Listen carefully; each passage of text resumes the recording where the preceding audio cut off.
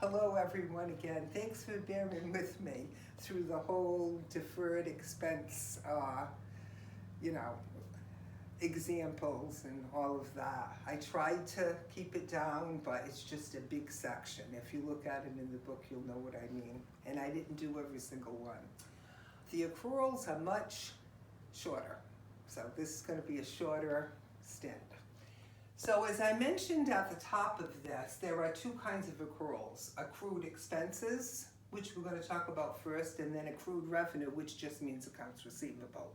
People charged with you did the work and people charged it. We've been doing that the whole time, we just didn't call it an adjusting entry. Okay, so the accrued expenses, accrued means happened. So whatever happened in the period we're measuring, we have to make sure we expense it. Again, no money has changed hands in accruals, okay? The expense has happened or has been incurred but not paid for yet. And in the case of accrued revenue, you've done the work but haven't been paid. No money. Deferrals, money exchanged hands. Accruals, no money. Huh? So their favorite one, it's in every single problem just about, are the salaries, because in real life this is the most popular. You work and then you get paid later for the most part. And sometimes, not just sometimes, all the time, the day that the period ends is not the payday. It's somewhere in the next period. But the expense of salaries and wages has happened in this period. So you have to make an expense for this, okay? Also, it can happen with interest on a loan. We're going to see an example like that. Interest accrues or happens. Maybe the payment is not due till the 1st of the next month or the 15th or sometime in the future. You haven't paid for it yet, but the interest still has happened. Okay? Utilities, the same thing. Your phone is like this. You use the phone, it's an accrued expense, and then you get the bill and pay for what you used.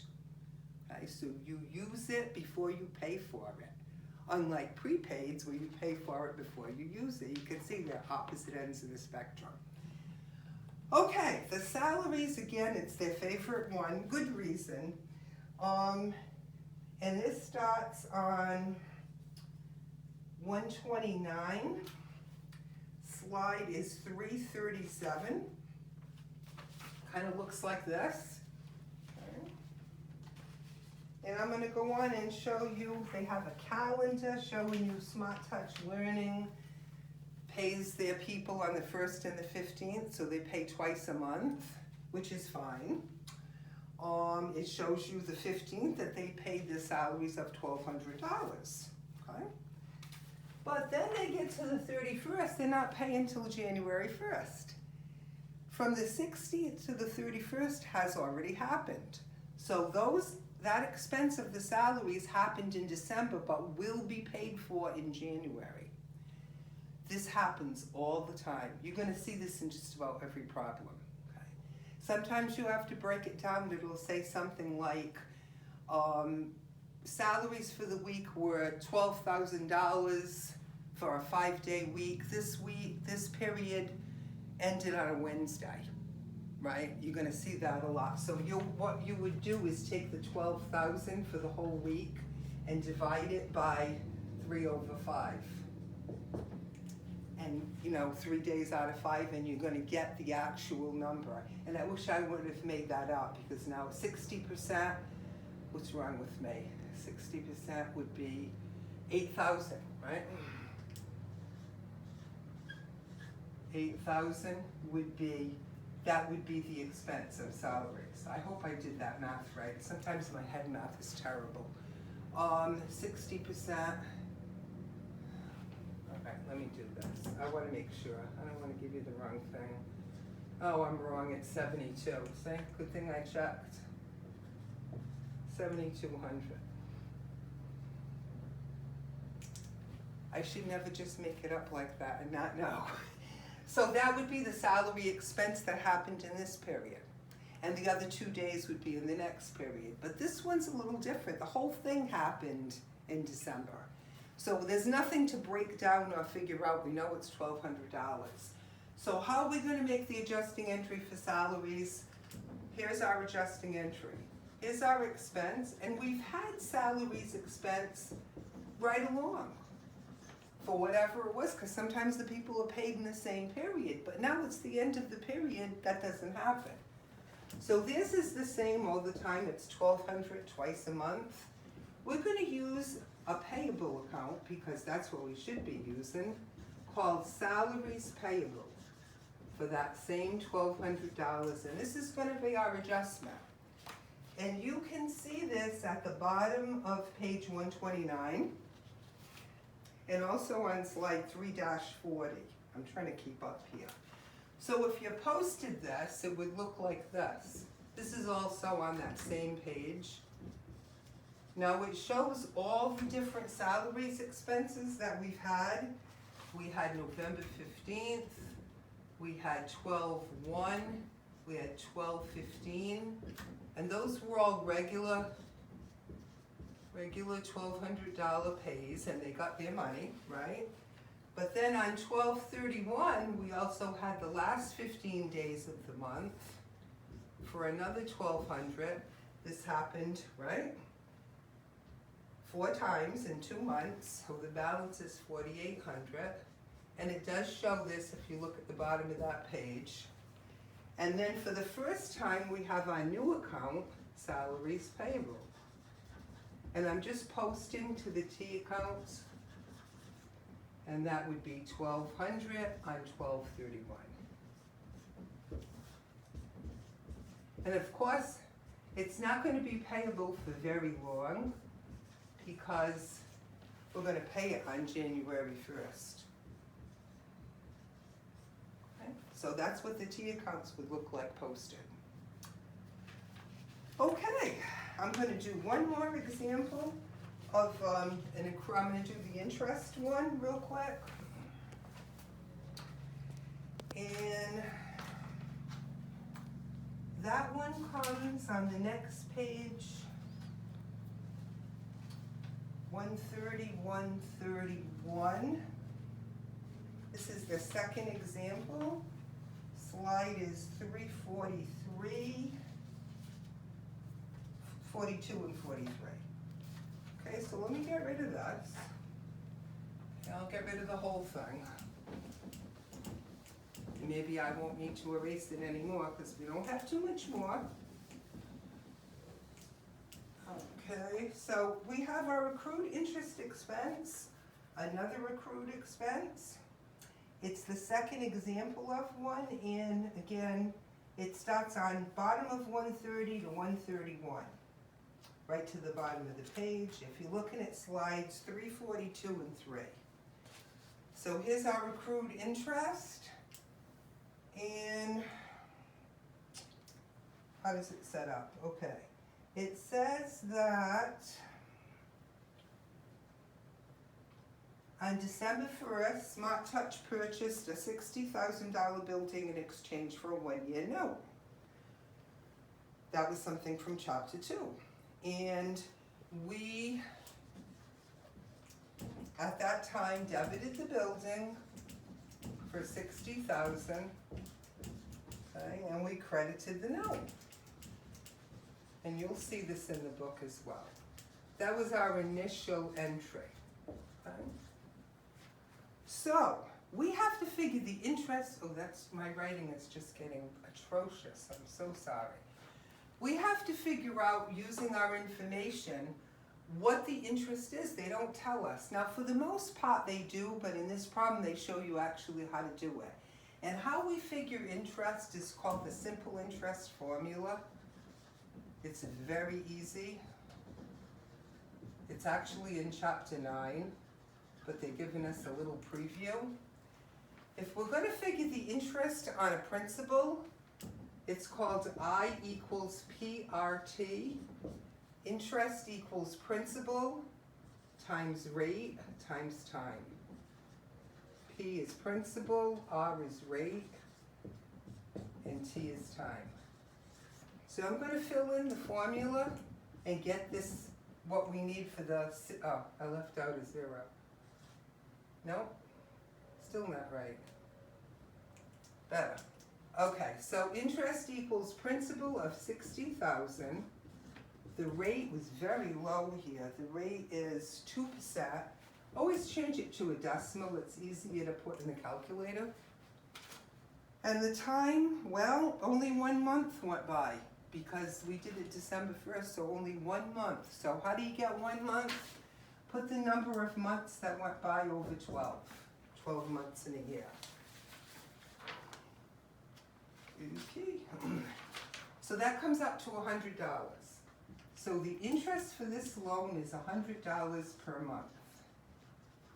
Okay, if we wanted it for 6 months, we'd have 6 over 12, 8 months, 8 over 12, and so on.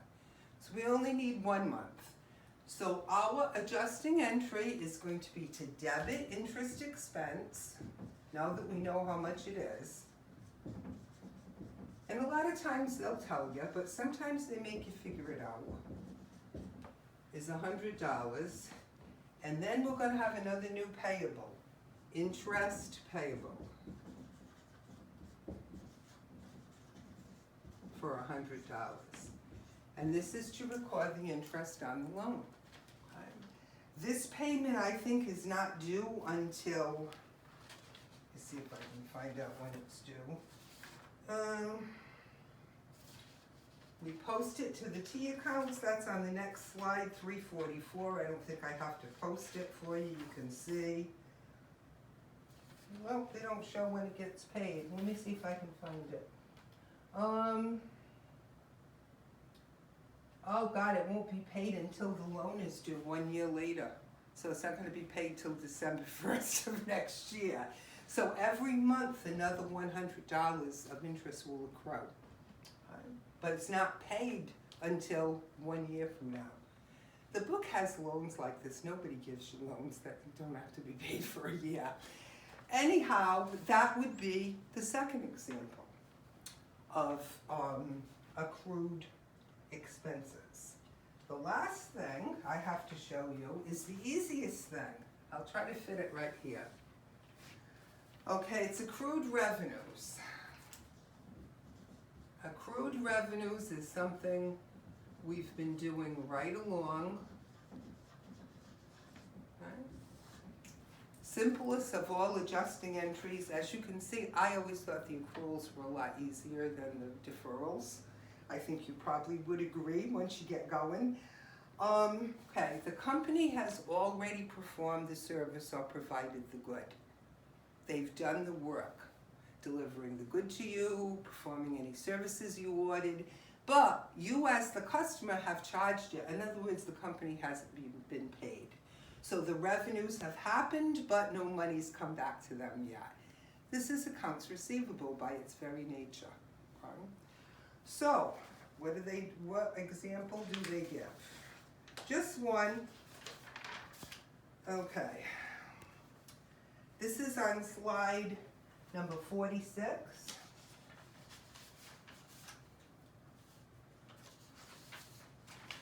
Of course, they had to make the example more complicated because it's so easy to do. So example is complicated. Smart Touch Learning is hired on December 15th to perform e-learning services beginning on the 16th of December. They will earn $1,600 monthly and receive payment on January 15th. So in other words, they'll start working on the 16th of this month and they'll get paid on the 15th of the next month. So it's kind of, they're making it complicated by breaking it up in half. So what we have to do is we know they're $1,600 a month. They're going to get paid on the 15th. We're assuming it's going to move on too, and they're going to keep them on for services performed, which are e-learning services. And half of it is going to be happening this month.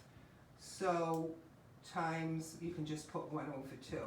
Very easy, split in half. 800 will be earned of the 1,600 in December, and half will be earned in January, and then it gets paid on the 15th. So this is strictly a charge. All accrued revenues are done the same way we've always done it, we just didn't call them accrued revenues. Debit accounts receivable, AR for short, on 12/31. For the 800 that we earned, Notice this updates the accounts receivable to what it really should be, and it also updates the revenue. Again, this is the second time the revenue was updated. The first time was that $200 they earned for the deferred revenue from the $600 that they were prepaid for. And this is service revenue.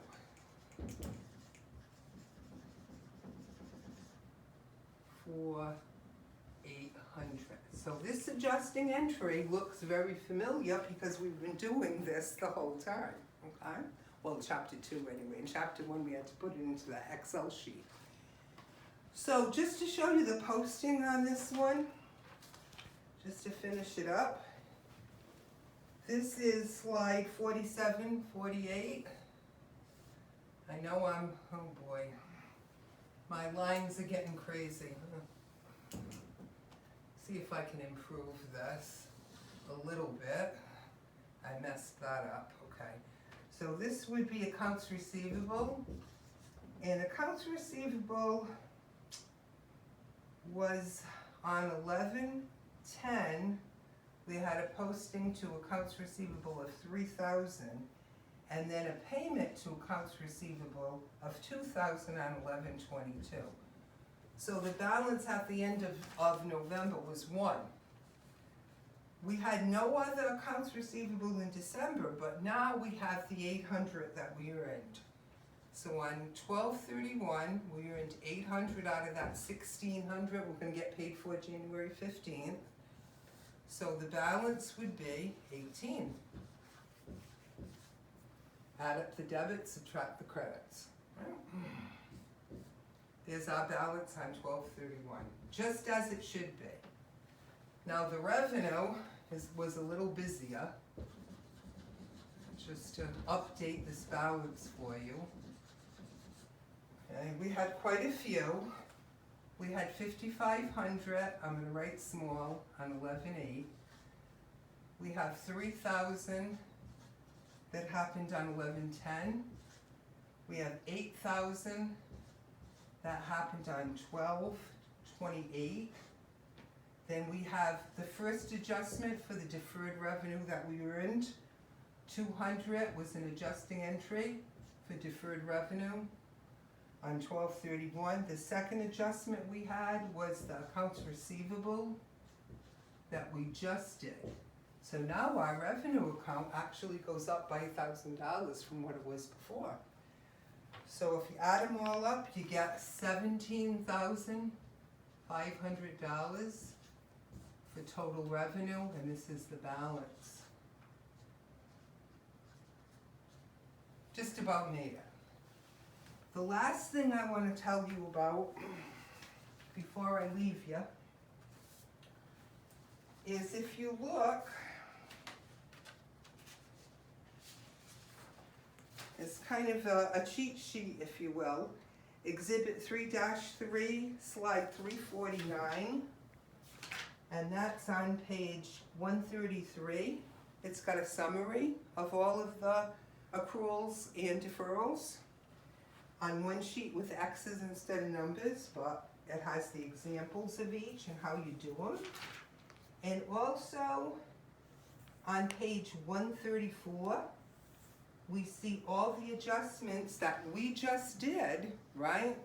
All mapped out for Smart Touch. It's on 134. I wish I could tell you the slide. I don't have that slide. It's going to be 350, 3-50, because 349 is the summary. So if you look on the next page, I'm sorry I don't have the slide, but it's definitely 350 on page 134. You're going to see all of the journal entries. So if you get confused, look at these 2 pages.